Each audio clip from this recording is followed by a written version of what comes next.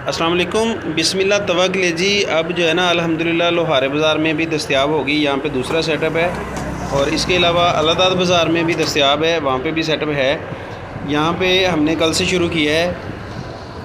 तो यहाँ पे आपको शवारमा, बर्गर और अंडा शामी, तवा कलेजी, तवा कीमा, इसके अलावा यहाँ पे अंडे वाला बर्गर भी होगा और चिकन वाला बर्गर भी होगा, चिकन शवारमा भी है।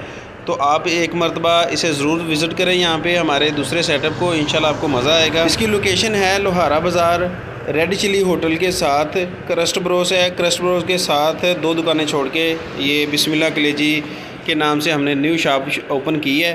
तो आप इसे एक मरतबा ज़रूर विज़िट करें। अगर आप होम डिलीवरी मंगवाना चाहते हैं तो उसकी भी सहूलत हमारे पास मौजूद है। आप किसी भी वक्त 4 बजे से लेके रात 2 बजे तक कॉल करके होम डिलीवरी मंगवा सकते हैं।